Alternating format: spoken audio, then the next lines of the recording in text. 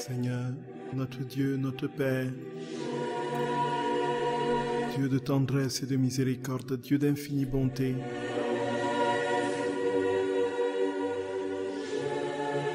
toi qui dès le commencement créa l'univers,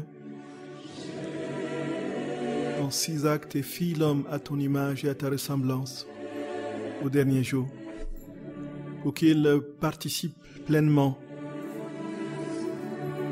à ta seigneurie. Tu lui as donné une gloire infiniment plus grande que toutes les créatures qu'il avait la charge de nommer. Seigneur, merci, parce qu'en nous faisant à ton image et à ta ressemblance, tu nous communiques ta vie pleine, ta sainteté, ton amour qui est ton essence et tes prérogatives. Seigneur, nous n'avons pas été fidèles et nous avons préféré la ténèbre de notre volonté à la lumière de la tienne. Et nous voici aujourd'hui, Seigneur, complètement délabrés, dans la ruine de nos passions et de notre péché. Et nous sombrons toujours plus, au fur et à mesure que le temps passe. Seigneur notre roi, comme disait le pape Benoît XVI, ton Église, la barque de ton Église prend de l'eau. Mais Jésus d'amour, nous avons une conscience profonde, une claire compréhension de ton projet sur notre humanité. Cette Église, tu la restaureras. Elle sera plus brillante, plus belle, ton épouse bien-aimée. Seigneur, la Jérusalem céleste, tu vas la parer de tes joyaux. Gloria, nous te bénissons, parce qu'en dépit de ces temps critiques, Jésus, tu es présent et fidèle. Tu es fidèle éternellement, parce que tu ne peux te tromper toi-même. Tu ne peux te régner toi-même. Seigneur, béni sois-tu. Ton nom est fidélité. Ton nom est amour. Ton nom est puissance. Ton nom est gloire. Ton nom est victoire. Béni sois-tu, Jésus. Nous te bénissons, Seigneur notre roi. Nous n'avons pas de mots pour dire notre action de grâce et notre amour au nom de toutes les créatures pour tout ce que tu fais pour notre humanité. Que toutes les collines et les montagnes te chantent la louange qui leur est due, qui t'est due, Seigneur. Que les océans, les mers, les rivières chantent la louange qui t'est due. Que les oiseaux dans le ciel, les astres, que tout ce qui est contenu dans les eaux te chante la louange qui t'est due. Que tous les animaux des forêts, des savanes, je te chante la louange qui t'est due. Par la voix de l'homme en qui tu as posé ta volonté. Gloria, Gloria, Seigneur notre Dieu, nous voulons prêter notre voix à toute la création pour que monte vers toi ce Te Deum éternel et cet échange d'amour perpétuel et parfait que te donnera à toi-même ta divine volonté. Gloria, nous te bénissons, Seigneur, et nous te supplions humblement. Tu nous vois dans l'obscurité de notre péché, mais tu veux nous redonner la ressemblance originelle, la plénitude de la gloire et de la vie que nous avions au commencement. C'est pourquoi, Seigneur, nous te disons merci, un infini merci, et nous t'adorons de tout notre cœur, de toute notre âme, et nous te disons que nous sommes prêts à aller où tu voudras nous conduire. Où tu voudras nous conduire, Seigneur, nous irons. Et nous te bénissons, parce que tu es fidèle. Gloria, Gloria, Gloria, nous te disons notre oui, notre fiat. Oui, Jésus, oui, nous t'aimons. Oui, nous te suivrons où tu iras. Oui, Seigneur, nous t'adorons.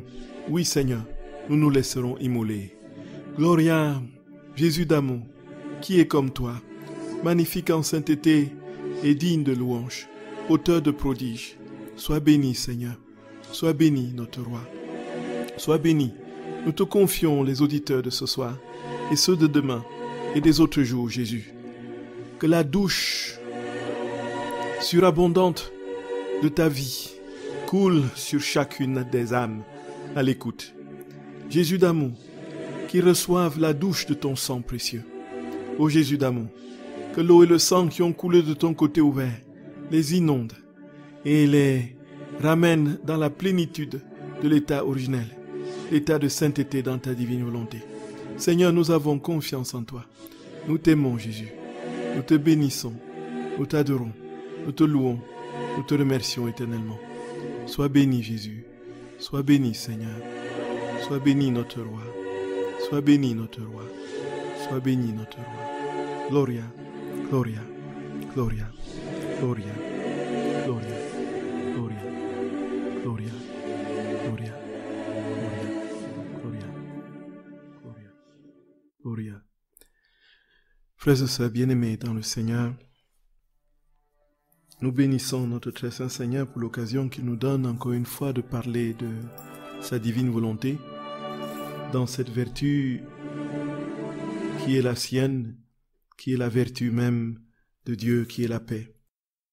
Frères et sœurs d'amour, nous voulons bénir notre Seigneur pour tout ce qu'il nous a donné de comprendre et pour tout ce qu'il va maintenant approfondir et surtout pour la grâce qu'il va nous donner d'appliquer concrètement au cœur de notre vie ces vérités qu'il nous donne.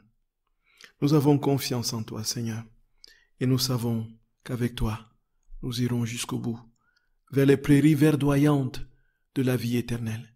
Mais en attendant, tu nous donnes ta croix. Nous voulons l'épouser, Jésus. Nous voulons épouser ta croix. Seigneur notre roi, unis-nous à ta croix et à ta passion. Saisis-nous, Seigneur. Saisis-nous, empare de toi de nous. Prends possession de notre âme, de notre cœur, de notre volonté, de notre mémoire, de notre intelligence. Prends possession de notre corps. Fais de nous un autre toi. Nous t'aimons, Jésus d'amour. Nous t'aimons, Seigneur. Nous t'aimons. Frères et sœurs bien-aimés, nous allons continuer notre série sur la paix et nous allons nous confier à notre très sainte Mère. Au nom du Père et du Fils et du Saint-Esprit. Amen. Notre Père qui es aux cieux, que ton nom soit sanctifié, que ton règne vienne, que ta volonté soit faite sur la terre comme au ciel. Donne-nous aujourd'hui notre pain de ce jour. Pardonne-nous nos offenses, comme nous pardonnons aussi à ceux qui nous ont offensés. Et ne nous laisse pas entrer en tentation, mais délivre-nous du mal. Amen. Je vous salue Marie, pleine de grâce. Le Seigneur est avec vous. Vous êtes bénie entre toutes les femmes, et Jésus, le fruit de vos entrailles, est béni. Sainte Marie, Mère de Dieu, priez pour nos pauvres pécheurs, maintenant et à l'heure de notre mort. Amen. Je vous salue Marie, pleine de grâce. Le Seigneur est avec vous. Vous êtes bénie entre toutes les femmes, et Jésus, le fruit de vos entrailles, est béni. Sainte Marie, Mère de Dieu, priez pour nos pauvres pécheurs, maintenant et à l'heure de notre mort. Amen. Je vous salue Marie, pleine de grâce. Le Seigneur est avec vous. Vous êtes bénie entre toutes les femmes, et Jésus, le fruit de vos entrailles, est béni. Sainte Marie, Mère de Dieu, priez pour nos pauvres pécheurs, maintenant et à l'heure de notre mort. Amen. Je vous salue Marie, pleine de grâce. Le Seigneur est avec vous. Vous êtes bénie entre toutes les femmes, et Jésus, le fruit de vos entrailles, est béni. Sainte Marie, Mère de Dieu, priez pour nos pauvres pécheurs, maintenant et à l'heure de notre mort. Amen. Je vous salue Marie, pleine de grâce. Le Seigneur est avec vous. Vous êtes bénie entre toutes les femmes, et Jésus, le fruit de vos entrailles, est béni. Sainte Marie, Mère de Dieu, priez pour nos pauvres pécheurs, maintenant et à l'heure de notre mort. Amen. Je vous salue Marie, pleine de grâce. Le Seigneur est avec vous. Vous êtes bénie entre toutes les femmes, et Jésus, le fruit de vos entrailles, est béni.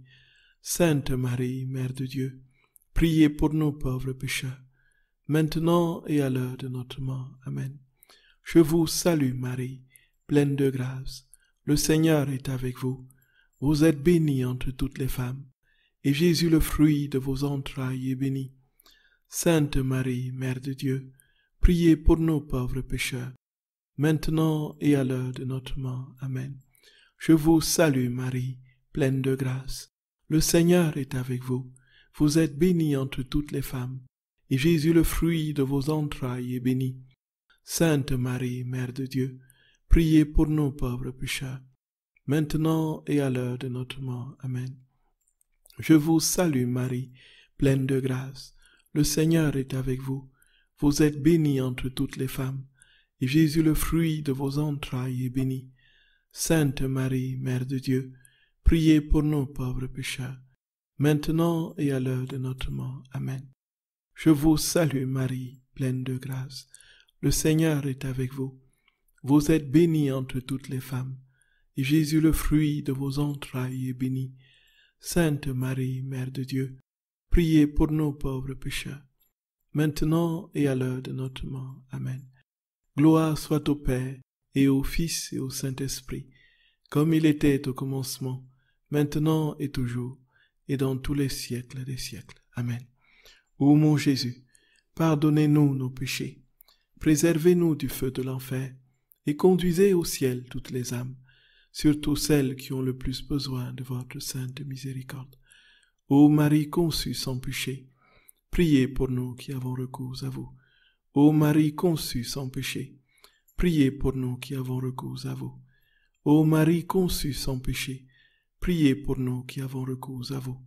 Que par la miséricorde de Dieu, les âmes des fidèles trépassés reposent en paix. Amen. Au nom du Père, et du Fils, et du Saint-Esprit. Amen.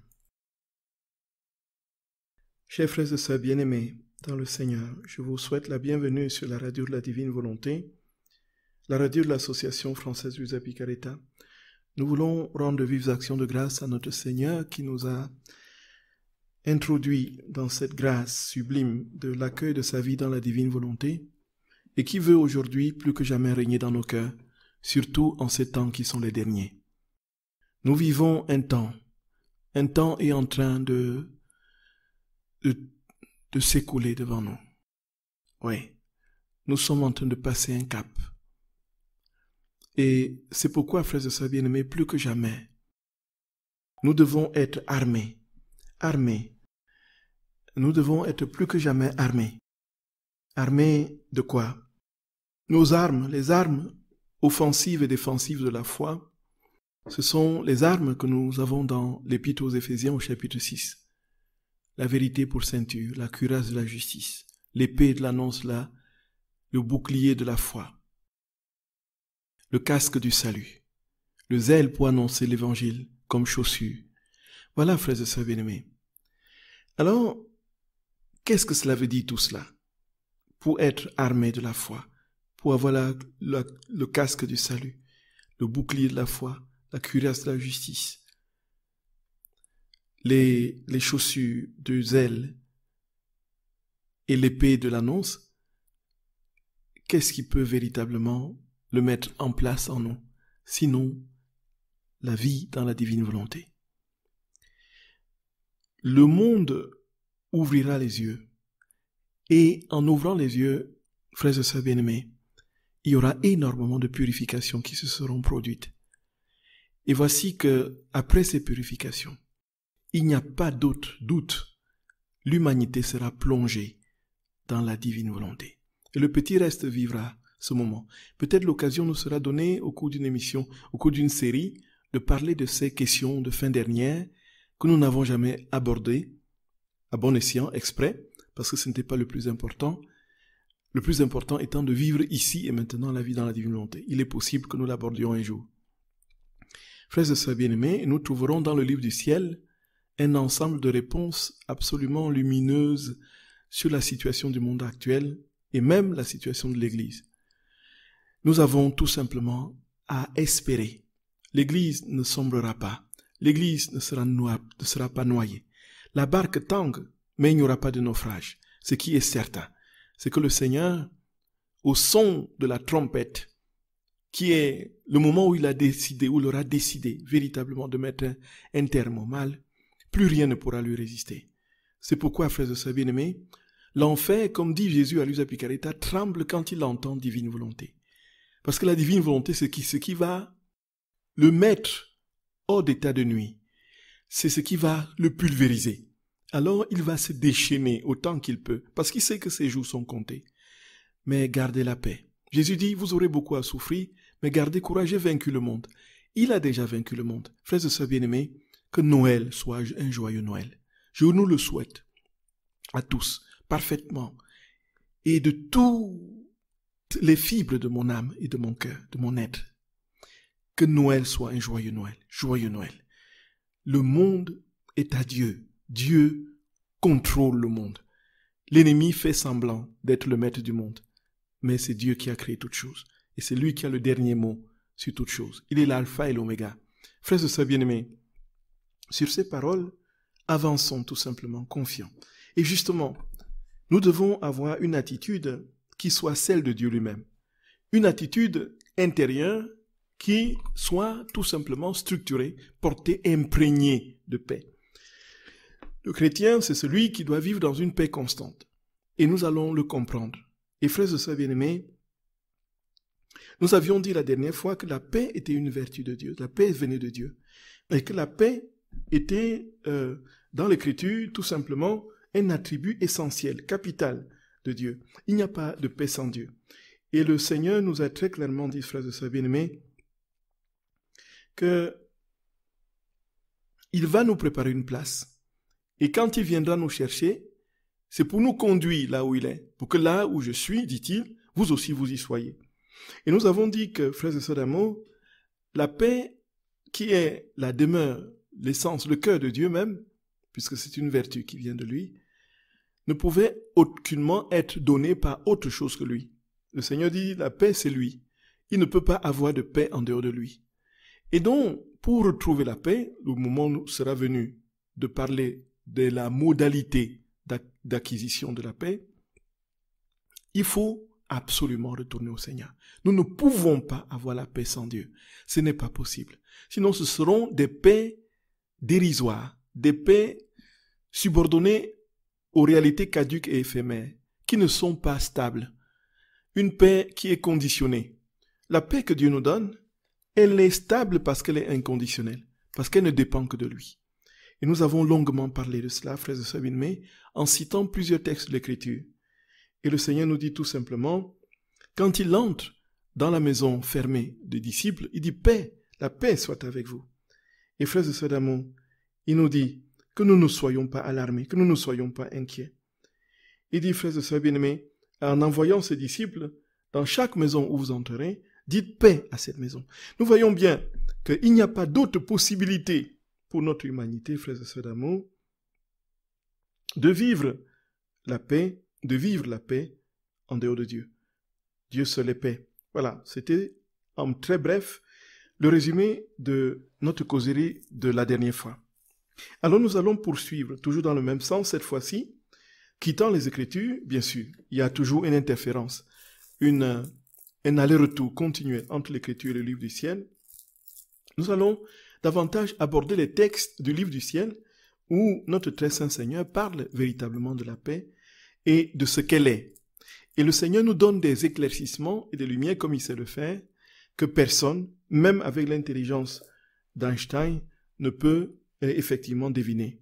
Tout simplement parce que ça vient des profondeurs de la Trinité, de la divinité. Et tout ce qui vient de Dieu est parfait, infini. Et c'est pourquoi lorsque nous lisons le livre du ciel, nous sommes tout simplement éblouis et complètement déroutés déroutés dans le bon sens du terme, c'est-à-dire que nous sommes complètement éblouis, voyez, éclaboussés par la puissance de la lumière qui émane de ces vérités. Alors, frères et sœurs bien-aimés, le Seigneur va lui donner une définition de la paix. Il dit que la paix, c'est une vertu qui vient de lui, c'est une vertu divine. Il dit que les autres vertus sont humaines. Alors, on va essayer de comprendre ce qu'il veut dire. Avant tout, nous allons lire le texte qui en parle. C'est le texte du tome 9 du 29 juillet 1909. Tome 9, 29 juillet 1909. Alors, frères et sœurs bien-aimés, qu'est-ce que le Seigneur dit? Donc, voici ce que lui a dit. Étant dans mon état habituel, je me disais, Pourquoi le Seigneur tient-il absolument à ce qu'aucun trouble n'entre en moi et qu'en toute chose, je sois toujours dans la paix? Pourquoi est-ce qu'il le tient? Pourquoi est-ce qu'il veut que je sois toujours dans la paix et qu'aucun trouble n'entre en moi? Il semble que rien ne lui plaise, même les grandes œuvres, les vertus héroïques ou les souffrances atroces, s'il détecte dans l'âme un manque de paix. Voyez. Donc nous voyons, retournons à l'écriture et allons à Béthanie avec Lazare, Marthe et Marie.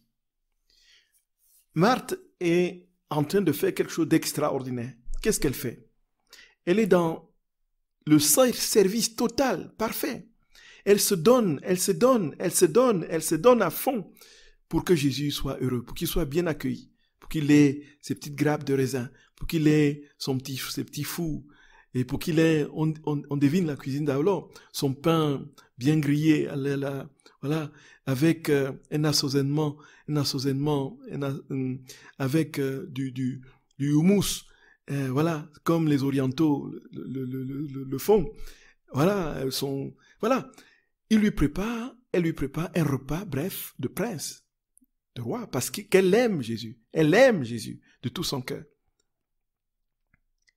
Alors que Marie, elle est tout simplement, on dirait, en apparence flemmarde. Elle est au pied de Jésus. Elle tourne les pouces, elle écoute Jésus. Elle est captivée. Voilà. Alors, nous voyons, quand Marthe vient et voit Marie au pied de Jésus en train de l'écouter, elle va se mettre dans tous ses états. Elle va s'en prendre et à Marie et à Jésus. Mais Jésus, mais dis-lui de venir m'aider à la cuisine. Mais comment je suis en train de me donner à fond et puis elle est en train là à ne rien faire, à t'écouter. Mais dis-lui de venir, voilà. Elle est énervée. Elle est irritée de l'attitude de sa sœur qui, elle, ne fait rien et qui écoute Jésus, et de Jésus qui ne lui dit pas de venir, d'aller aider sa sœur, Marthe, à la cuisine. Et voilà, frères et sœurs bien-aimés, le service aussi extraordinaire, mirobolant et beau que rend Marthe à Jésus est entaché du trouble, du manque de paix. Alors c'est pourquoi Jésus, frères et sœurs d'amour, va dire à Marthe, Marthe, tu t'agites pour peu de choses. Marie a choisi la meilleure, pas une seule pas enlevée. Marie est au pied de Jésus et l'écoute dans la paix. Et Marthe, si elle rendait service paisiblement, elle n'aurait pas fait ce reproche et Jésus n'aurait pas dit cette parole. Jésus n'aurait jamais dit, Marthe, viens plutôt m'écouter, ne fais pas la cuisine. Nous comprenons bien. Jésus n'aurait jamais dit, Marie a choisi la meilleure part. Marie a choisi la meilleure part parce que elle est en présence de Dieu. Elle pouvait, Marthe, faire la cuisine en présence de Jésus, même si Jésus n'était pas en face d'elle.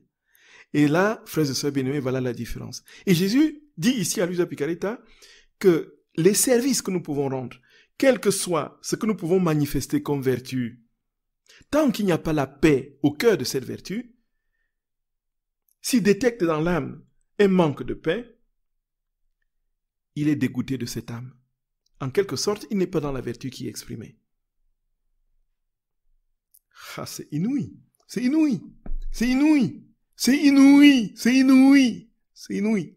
Pourquoi est-ce qu'il y a la paix dans ce que nous faisons?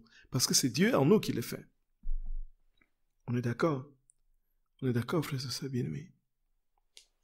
Et si c'est lui en nous qui opère et qui agit, c'est forcément dans la paix que tout se passe.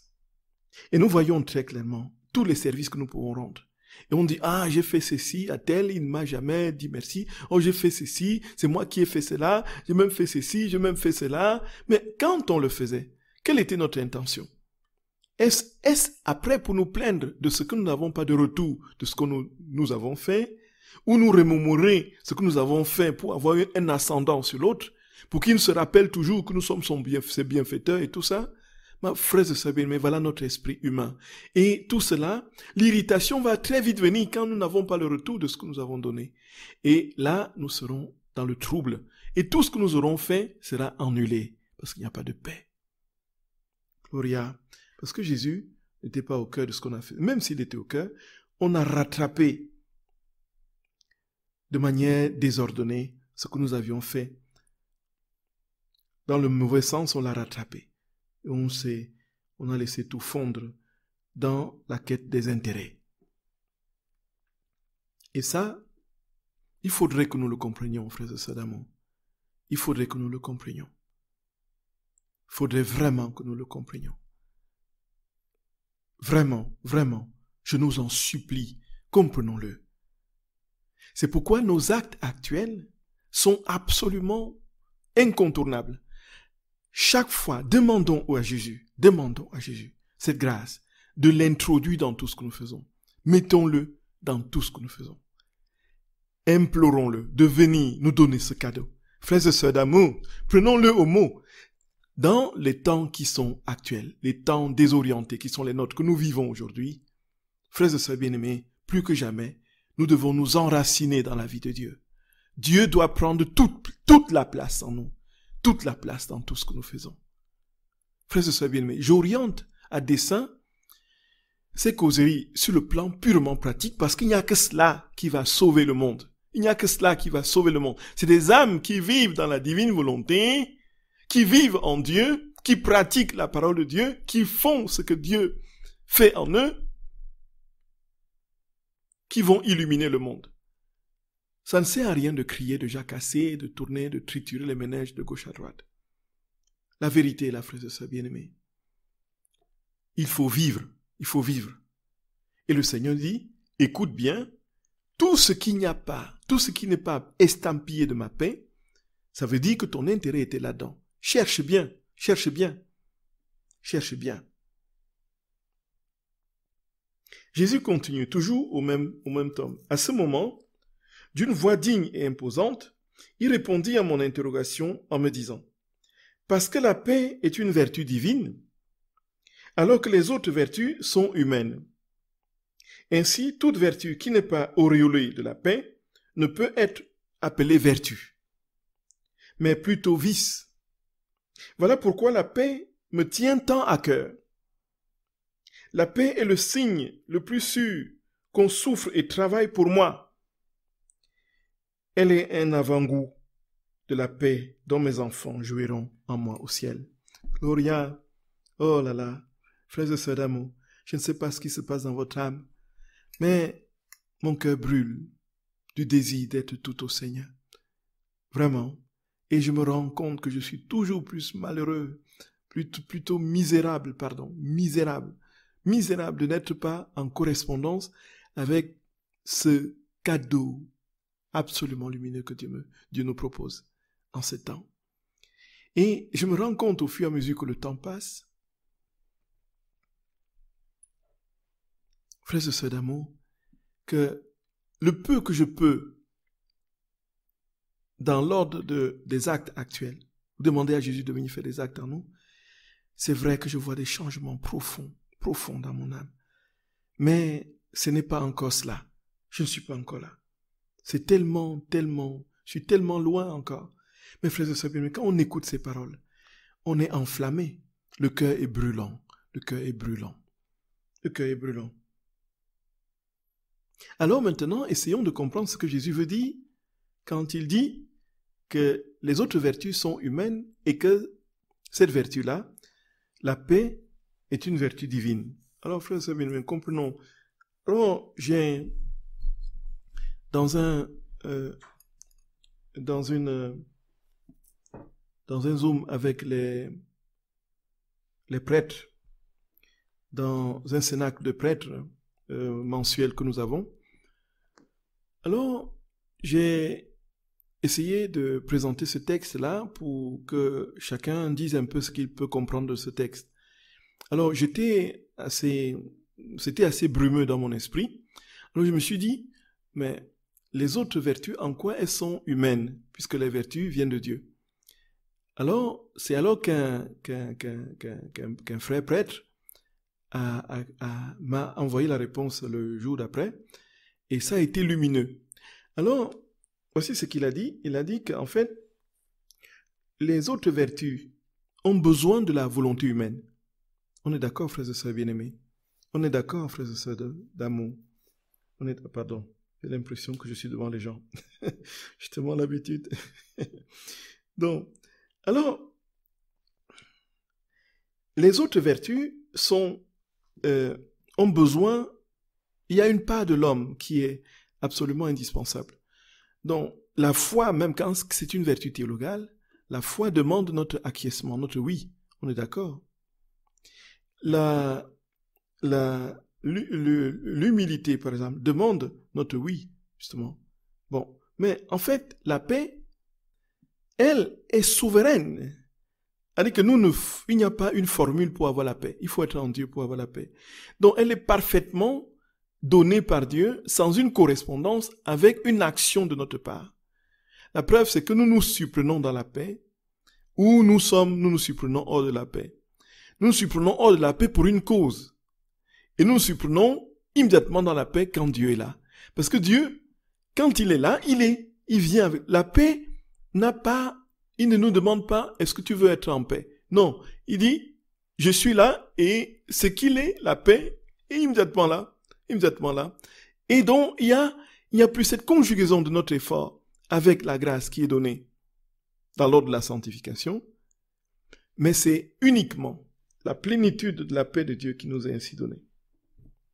Et alors, frères et sœurs bien-aimés, il y a effectivement cette paix qui est un ressenti. C'est-à-dire, vous ressentez la paix. Tout le monde est... Si vous êtes dans le trouble, vous sentez le trouble. Si vous êtes dans la paix, vous ressentez la paix. La paix vient, vous le ressentez. Voilà, c'est ça, en fait, la paix. Et alors, c'est comme ça que j'ai essayé aussi, suite à l'intervention de ce frère prêtre, j'ai essayé de comprendre ce que cette parole que Jésus nous dit, comment ça s'explique et ça peut se comprendre. En fait, tout ce qui n'est pas auréolé de paix, dit Jésus, ne peut être appelé que vice. Ça ne peut être qu'un vice. Donc, la particularité du vice, c'est que ça apporte le trouble. On a beau dire, frères et sœurs bien-aimés, si nous vivons dans le péché, nous ne serons jamais heureux. Nous ne serons pas heureux. Le péché ne rend pas heureux. Le péché ne rend pas heureux. Le péché ne rend pas heureux. Le péché ne rend pas heureux. Non, jamais. Non, jamais. Non, jamais. Nous pouvons avoir quelques petits plaisirs des péchés. Mais après, c'est l'engrenage des ténèbres. Ouais, l'ennemi nous tient par là. De toutes les façons, nous péchons parce que il y a du plaisir qui est caché dans le péché. Et nous cherchons ce plaisir. Voyez, on va au cœur, ce plaisir au cœur du péché, qui va, une fois qu'on l'a eu, ce plaisir, dans le péché, on va entrer dans la ténèbre qui enveloppe ce plaisir.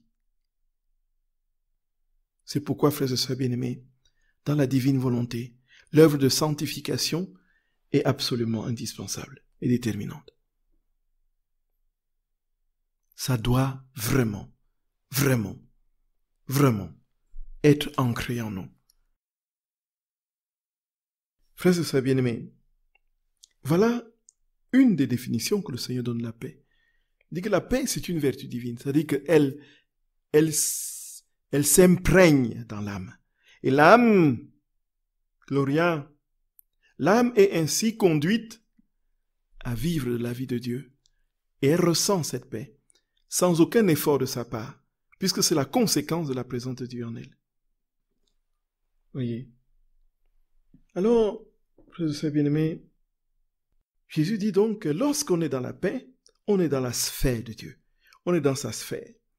On est emmitouflé dans son giron. Et c'est pourquoi il dit effectivement très clairement que la paix, c'est lui-même. Que la paix, c'est une vertu de Dieu. Les autres vertus étant humaines. Alors, être dans la sphère de Dieu est non seulement la condition, mais la conséquence et la condition de la paix. Et il le dit dans un célèbre texte du tome Être dans la sphère de Dieu, frères et sœurs bien-aimés. C'est au tome 6 du 9 septembre 1904.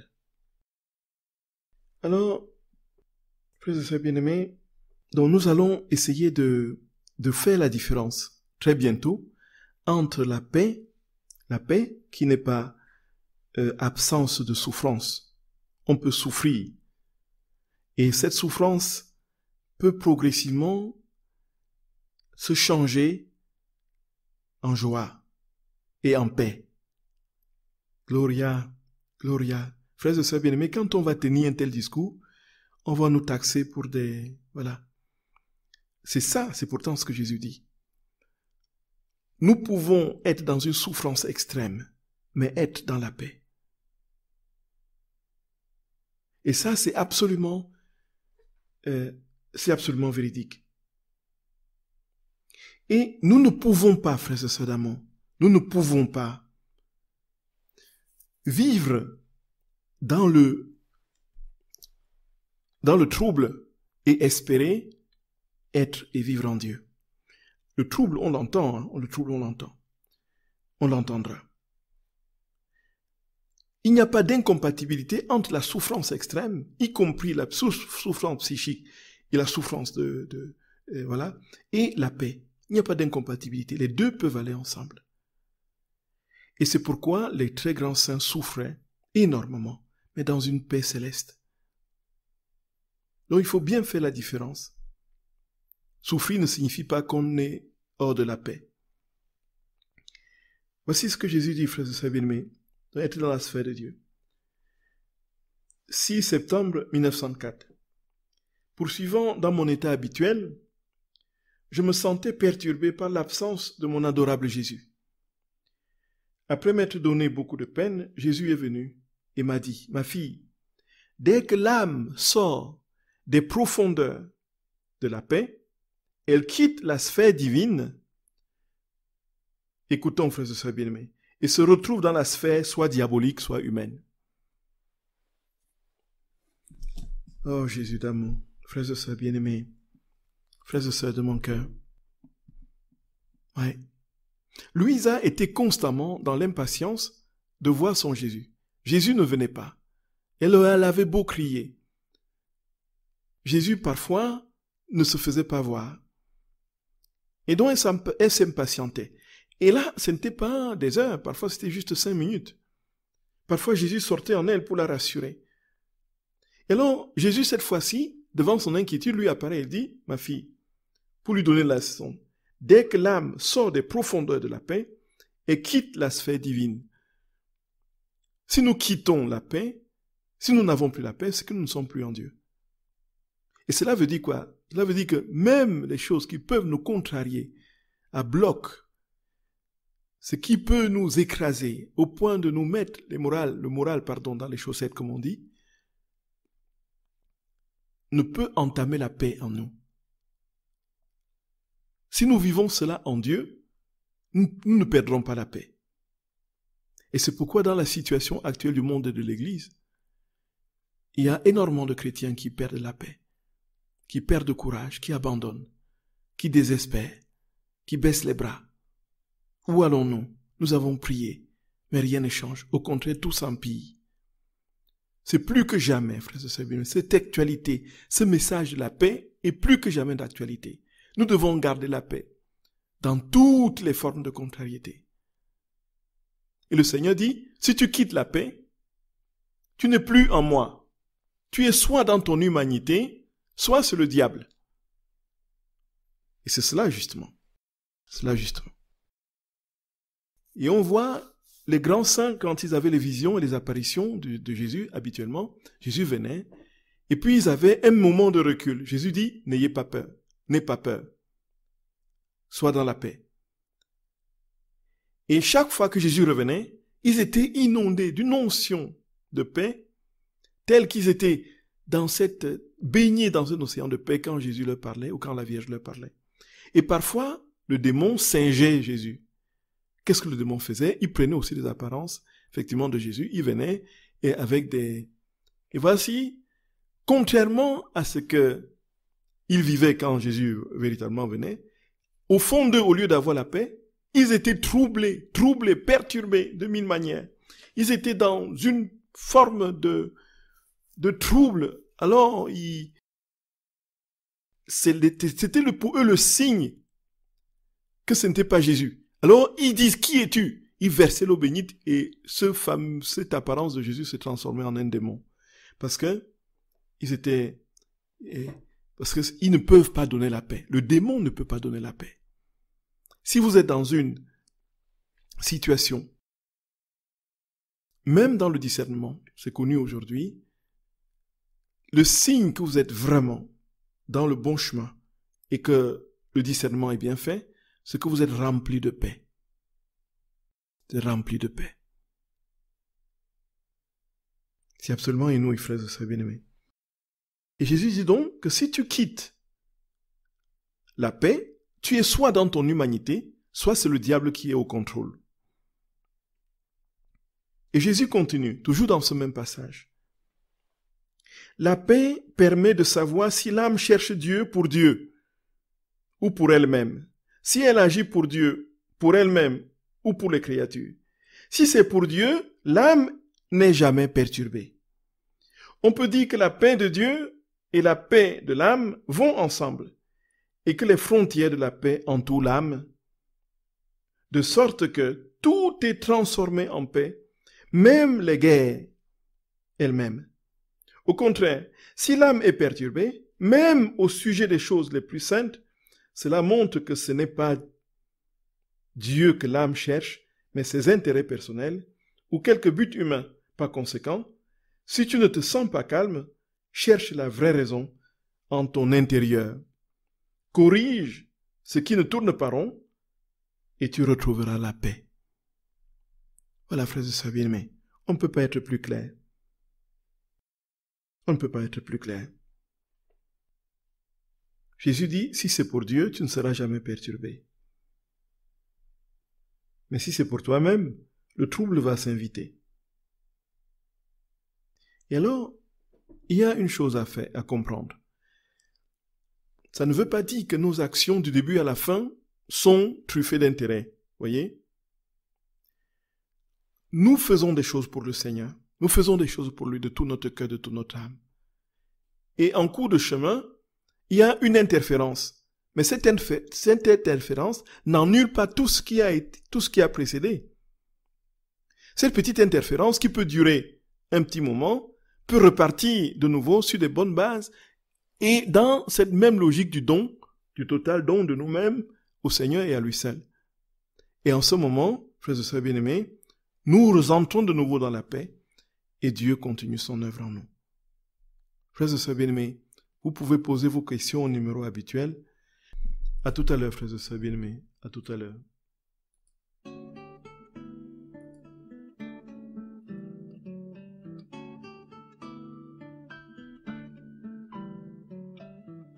Entre tes mains, je remets, Seigneur, mon esprit. Entre tes mains, je remets ma vie. Il faut mourir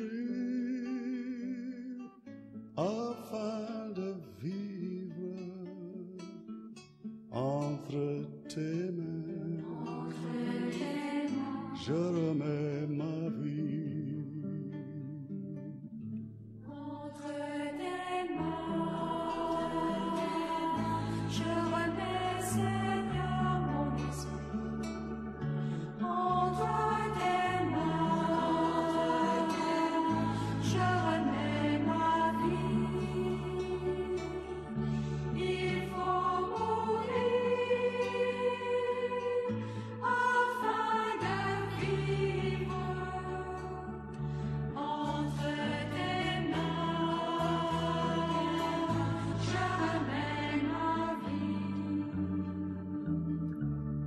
Si le grain de blé ne t'emmenterait,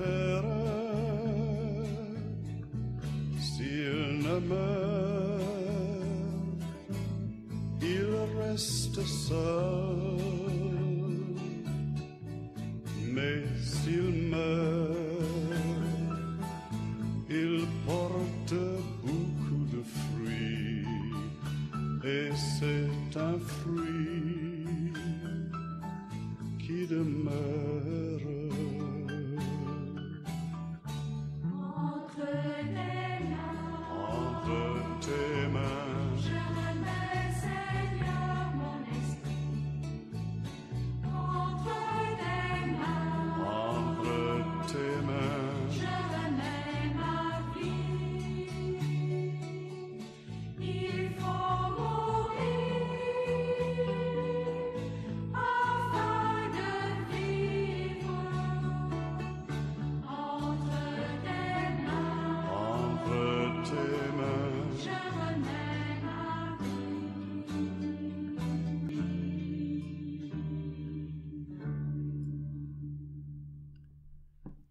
Mes frères et sœurs bien-aimés, vous êtes sur la radio de la Divine Volonté.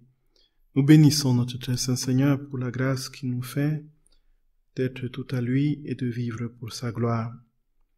Et nous le bénissons, frères et sœurs d'amour, pour la paix qu'il nous donne, en dépit de tout. Alors, frères et sœurs bien-aimés, il y a une question qui est arrivée. Alors, notre sœur demande comment comprendre nos contrariétés liées à tout ce qui va motiver nos réparations.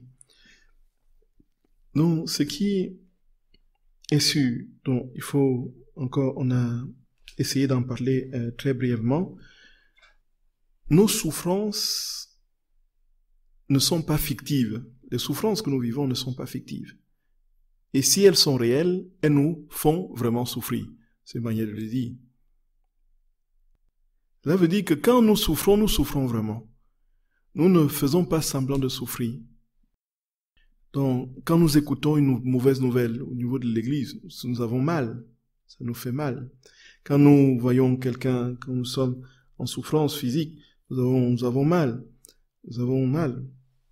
Oui. Et puis, on ne fait pas semblant d'être en mauvais état pour garder la paix.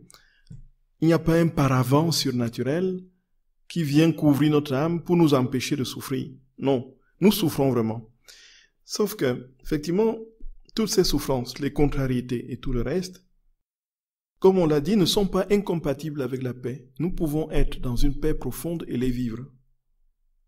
Donc on peut accueillir les pires nouvelles, accueillir les pires situations de nos existences dans la paix. Tout simplement parce que si Dieu le vit véritablement en nous, nous serons dans la paix. Et c'est pourquoi, frères et sœurs bien-aimés, le fait d'être dans la divine volonté ici sur terre, ne nous prive pas de la souffrance, ne nous épargne pas la souffrance. Et c'est pourquoi il y a une urgence à comprendre que notre souffrance doit être vécue dans la divine volonté.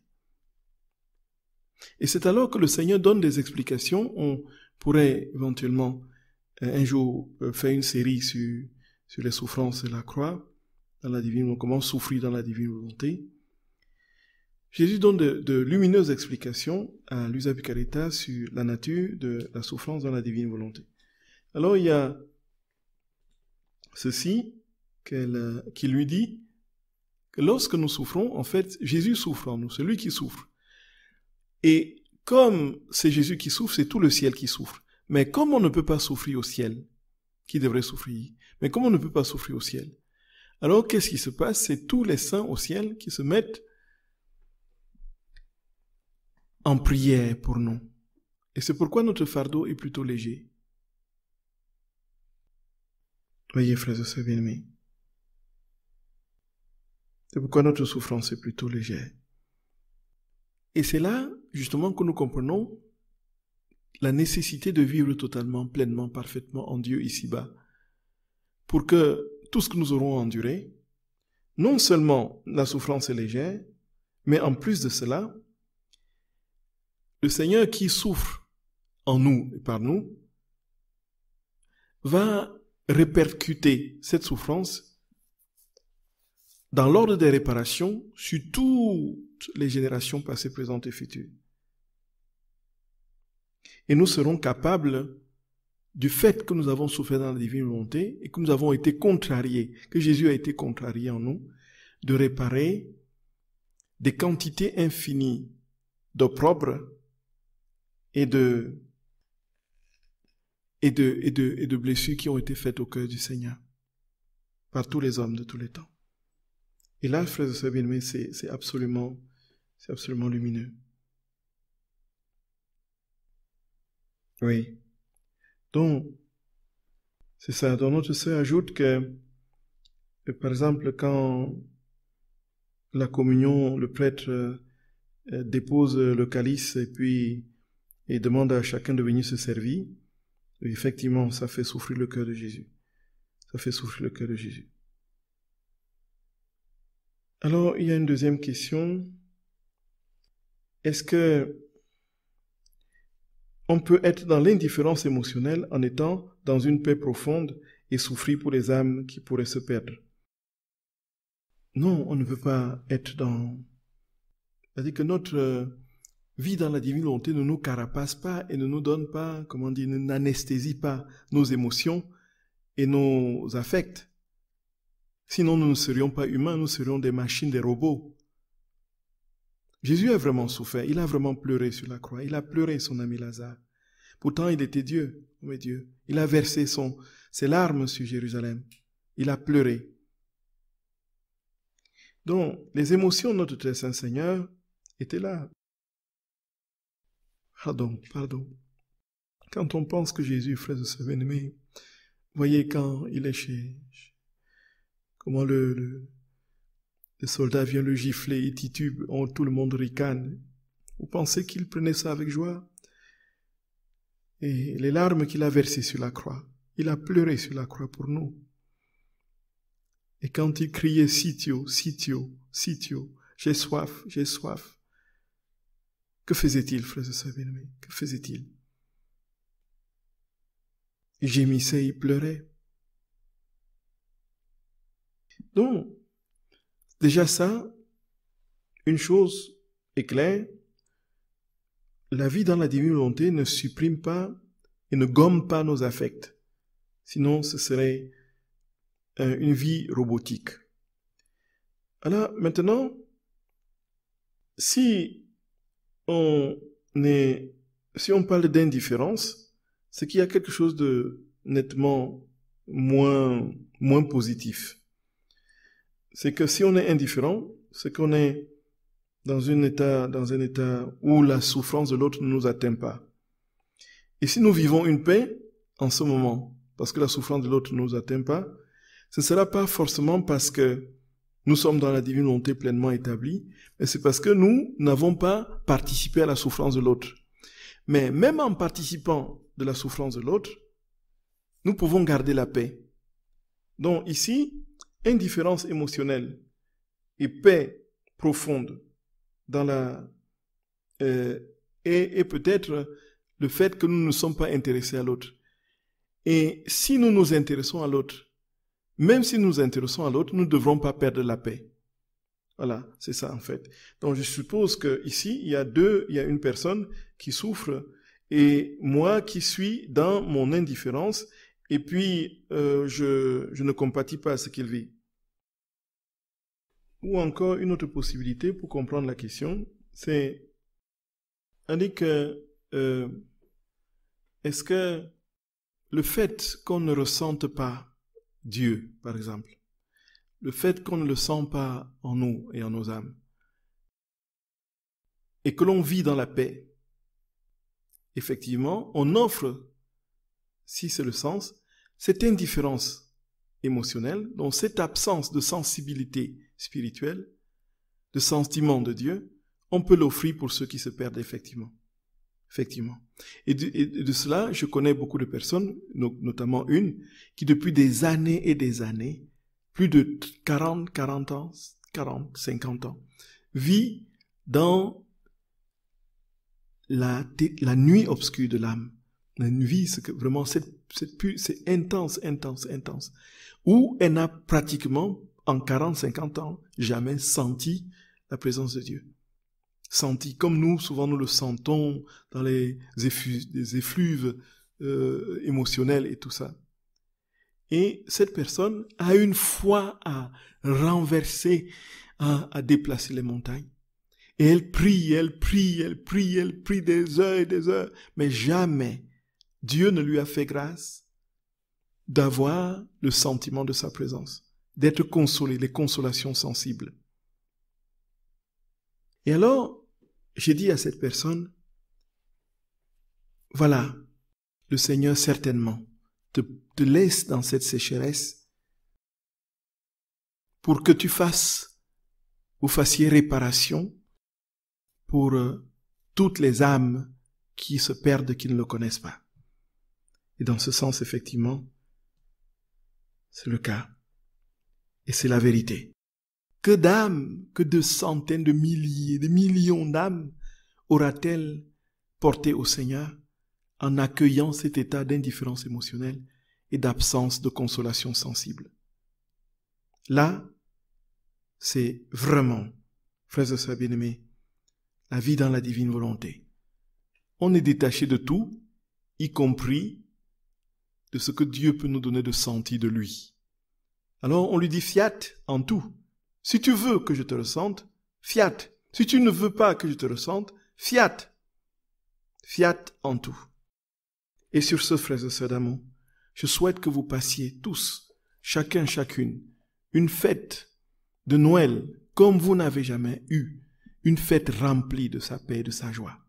Frères et sœurs d'amour, entrons dans cette plénitude de la paix de Dieu et laissons-le couler, laissons cette paix couler dans nos veines, dans nos âmes et dans nos artères.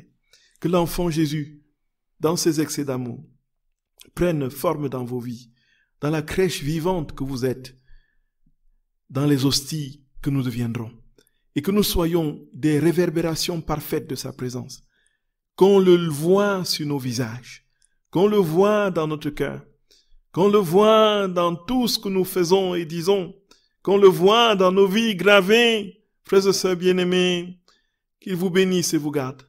Saint et joyeux Noël, au nom du Père et du Fils et du Saint-Esprit. Amen. Soyez abondamment bénis. Soyez abondamment bénis. Soyez abondamment bénis. Frères et sœurs d'amour, cherchons Jésus. Cherchons-le de tout notre cœur. Soyez abondamment bénis. Je vous embrasse de tout cœur. Et à très bientôt, frères et sœurs d'amour. Joyeux Noël. À la semaine prochaine, si le Seigneur le veut. À très bientôt. À très bientôt.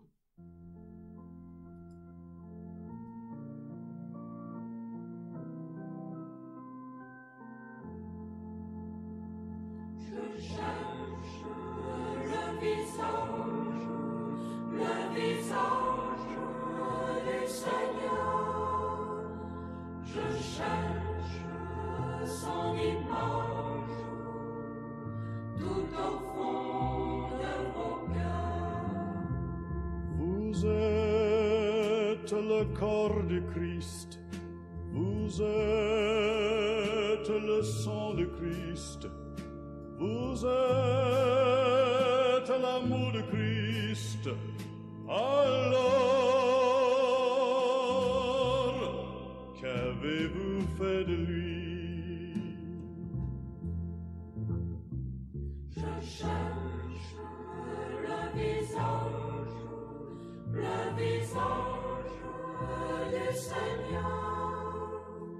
Je cherche son image tout au fond de vos cœurs.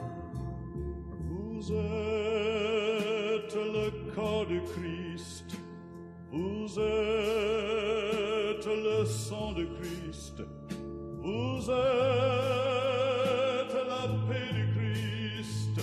Alors,